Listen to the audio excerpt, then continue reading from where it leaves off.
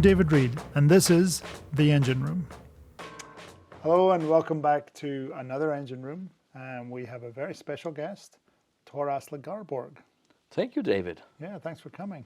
I appreciate it. So, Asle, you are, where are you from? I'm from Bryne in Norway. Ah, Bryne.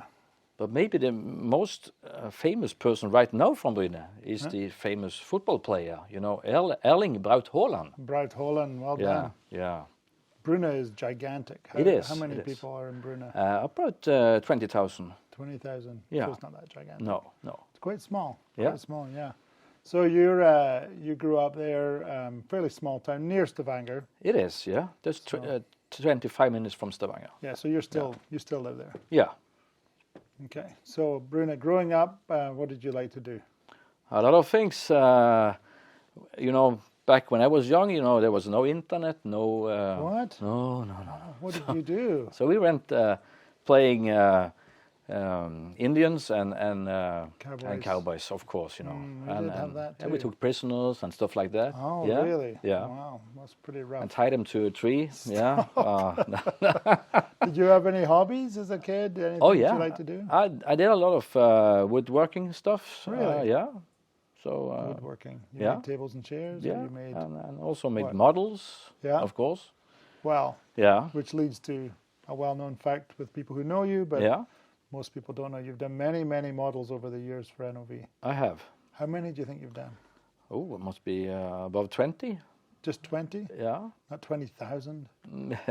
Feels like a lot. Yeah, it feels like a lot. Yeah. Yeah. That big drill ship, though, up in the old 7th floor, I guess, on Parkwood. Yeah. That was a big project. It was a big one. Yeah. How did you ship it? It was shipped probably by boat because I don't know how it was shipped, but You multiple packages? Did you rebuild it on the other side? Only or one piece. Only one piece, yeah. Really? Yeah, but the one I'm most kind of pleased with was the crane I did for the training. Yeah. It's a knuckle boom crane. Yeah. We had it for the show at Aberdeen back in 2007. Stacking boxes. Yeah. Oh. That was a lot of fun. That So you was did a the lot of controls fun. as well? No, there was another You had to help. good skilled person in NOE to help me. Narve, his name was, yeah. Yeah. So high school into what did you like? What were you interested in? I was very interested in kind of engineering stuff, electronics, everything that kind of moved and so you like machines? Yeah, and the machines. Yeah, electronics? I used to kind of. I remember I got an old watch from my father, and I disassembled it, and Really? it was broken before I got it, but so I couldn't get it working. But it was nice, There You was were so interested in how things work? Yeah. Yeah, okay. So when you finished, you went to college? I went to college. Yeah. What did you study? It was science. Yeah. Yeah. And also then from college to university, I went to architectural. Yeah. So did House. you get to do that? Did you get to go out and design? Only a few houses I've drawn, but because of my job now in NOE, They won't let you design houses? No. So cruel. I designed cabins though. Oh, That's did you? You made a little smaller houses. house, kind of. Yeah. So Tiny homes. Yeah, tiny homes for drillers. For drillers, yeah. That's great. Did you go straight from university to? Would have been high tech, right? Yeah. First, I had a year in the military service. Okay. Yeah, which you had to do. You're all required, right? Everyone's required. Yeah, to do everyone's required, but most people kind of try to avoid it. But you didn't. No. Where were you placed? I was placed in Kristiansand. Oh, really? Yeah. Not the north. Most No. people I know went up north. So you were in Kristiansand, Yeah. defending from Was, Scottish invaders. Yeah. No, it was fun. We had a good time there. Yeah. Yeah. In the far south. Yeah. What were you doing in your military service? I actually started as in the Navy, Coast and Coast Guard. Yeah. Kind of then I got another job to kind of be looking after the buildings because I had my background as an engineer and architect. I kind of looked after all the buildings. Oh, nice. So I also learned how to draw in 3D and AutoCAD and stuff like that. You would have been mechanical. You'd have been drawing. Yeah, with on the drawing board. Were you pencil or pen? Pen. Yeah, me too. Pen in Scotland, when I got to the States, suddenly pencil. Yeah. I was like a whole new world of Yeah. different. Yeah, that's interesting. So you learned AutoCAD there. Yeah. Did you like it? Yeah, of course. It was next generation of New drawing. technology, New technology. Everything's much faster. Yeah. And you can redo everything. You can, you can, if you draw something wrong, you don't have to use your sharp knife, you were scratching it off. Yeah. That some people don't know that when you worked in ink, you had to scratch off and then erase over. And also we find out the magic of using a blue pen. Yeah. Maybe you have done the same. Yeah. That's pretty interesting. So from there did you work anywhere before high tech?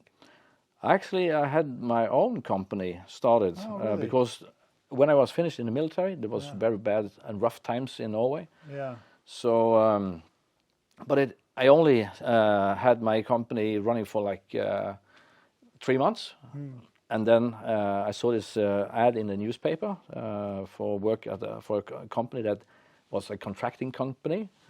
So I was hired there, and my first customer was high tech at that time. So I spent maybe 3 months in high tech before I was asked to be an employee. Yeah. What was the job? It was actually a project manager. For Santa Fe, Magellan. Oh, really? The Riddler's Cabin. Yeah. Magellan. Yeah. Oh, wow! Look at that. So early cyberbase or before cyberbase? That was before cyberbase. Yeah. So now you're like stainless steel cabins with buttons and switches and. Yeah, it was that time. Yeah. Yeah. We saw one the other day in the Aberdeen facility. They have an old cabin like that. And yeah. It looks ancient now. Yeah. It looks like a spaceship. You know? Yeah. That's amazing. So you did that. So you were project managing. Yeah. What came next? Next was being manager for the cabin group and also the cyberbase. And next was the cyberbase project. Amount of people in the company at the time. Do you remember? I was employee number 37. Wow. But that was kind of every time someone quit, the number was not used again. So I was probably we were probably 20 people at that time. Wow, 20 people. Yeah. Amazing. Yeah. Kind of a startup at the time. It was. You know, the founder of High Tech, Jon Edebo, he kind of encouraged young people to start. I remember how young. It was all young people, and there was music in the office. And for me, I was visiting. I was like, this is kind of a cool place. It is. Yeah. You know, felt very kind of advanced and technical and technology focused. Yeah. Wow. So you were there, and then what that would have been in the 90s? Would be. Yeah, I started in 1990 actually. Yeah. So I've been with the company for 23 years. This December. 23, 33. 33. Yeah, of course. 23. Yeah. It's just numbers. Yeah, numbers. Yeah. Numbers. Yeah. 33 years. Yeah. Wow. So that's amazing. So where'd you go from there? That was That was from the Cyberbase group. Then you were on the first Cyberbases. Yeah, I was Mr. Cyberbase. What was the first one? Yeah. Do you remember? The first one we had to was delivered to Ulrig. Oh, okay. The research to rig. show off what we could do. Yeah. So in '94, I remember. We had the first one actually real offshore was 24X. Oh, really? 24X. Yeah, to ConocoPhillips. Because I was involved in 24X from our Arco side, and I was in the office all the time. And at that time, you know, we even made a simulator for the training. I thought we'd done one before, but if that was the first, it was the first one. Because you're right, because I think of Troll and Drogen, but they were all the old style. Yeah, that's the old style. Yeah. I remember the drawings. I remember the conversation, because I didn't realize I was around all of that. But yeah, that's amazing. Because I do remember '94 in the show, we were remote drilling. From Ulrig. Back to showing a chair in the show. So at that time, you know, we stretched the technology at the foremost. It was unheard of. We used fiber optics. Wow, fiber optics. What's that? Yeah. They never heard about it. It was new. Yeah. And you ran a line straight from to the from Ulrik down to the exhibition area. Were you like reeling it on the street? Yeah, almost. Yeah, I was in places where public people don't go. You know, it's a top secret places where only the guys running that company that use the wires, really? can go. Yeah, So down in basement and in secret rooms, Really? Yeah, fantastic. That's pretty exciting. Yeah, I remember how shocking it was for everyone. This Yeah. is the future, that we'll be able to drill remote, and here we are. Yeah. About to start doing that. Yeah, we call it drilling from the beach at that time, That's right. That was the story. In fact, I remember Troll was direct cabled, like you had a direct fiber optic, which that was all amazing. I remember that about, because we were supplying equipment, but you guys were driving technology, a lot of invention at that time. Yeah. New machines, Star Rackers, then. And but you were from Varco at that time, so we kind of we bought the equipment from you guys, and we kind of did all the instrumentation and the automation. Yeah, I think eventually we did the joint projects, and then we kind of separated a bit more and said, okay, you do the controls. You were doing our controls as well. Yeah. We'd invented our own computing system, didn't work, so it was really interesting. It was a good collaboration. It was. I think a lot of us not a lot of people know, but the different parts of the rig business, we were working as separate companies together. We'd try and get jobs together, Draco as well. Yeah. So back then it was kind of a very big mix of companies, and then I believe it was changed back then in later than 2000. Then we just kind of find out that let's have everything in one shop, one stop shop.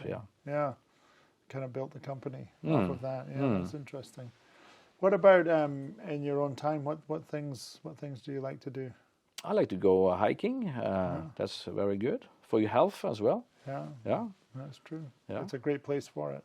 Very common in Norway, I think. Yeah. People generally hike. And as many of the other guys, I also have a cabin I spent a lot of time on. Yeah. I know. It's really tough. Everyone says it, right? Can everyone have a cabin? Yes. Yeah. In a small country, you can all have a cabin. Yeah.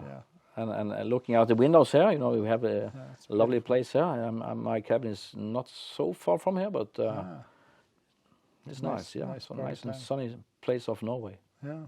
What's your favorite thing that you've done all these years?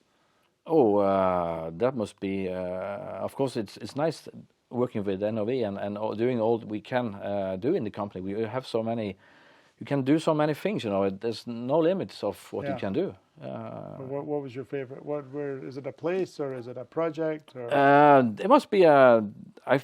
Thinking back to when I started in high tech, we were allowed to kind of do those crazy things. Anything. So everything was didn't allowed. Have to be oil and gas. No. We actually made a proposal for using the cyberbases on a ferry, and the top of the ferry was on a swivel. So the ferry was going back and forward, and they just turned around the control room, so they could just move back and forward. It wasn't realized as a project though, but it was a nice concept. Yeah. I seem to remember a lot of brainstorming back in those days.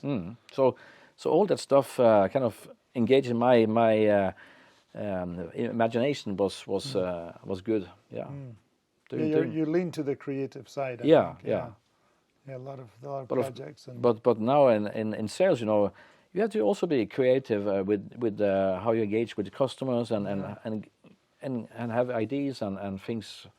Yeah, it's a technical world, so you need to be agile. Yeah, and also when you have this technical background, it's easier to kind of adapt to what the customer are thinking about. And know what's possible. That's interesting. Okay, so your expertise, if someone was to call for help, what is the kind of thing you could help people with? I could help with kind of being a door opener to since I've been with the company for so long. If you don't know how to open doors, you can turn up and open it. Yeah. Oh, not an actual door. Yeah. Okay, my mistake. Yeah. So you're good at you're well networked, is what you're saying. Yeah. For across the company. Yeah, and also with customers as well. Since I've been having customers for over 20 years now. Yeah. That's a good network. Usually, and the people you start with, they usually move up in the companies. They do. So it's good to have those relationship, and you have to grow them as well. Yeah. Over time. Yeah. You must have seen a lot of great projects, though. I keep thinking of all the different In the selling world, what was the most that you ever sold? Was that package or package? Johan Sverdrup was one of. You were Johan Sverdrup. Yeah. That was a big. What was that?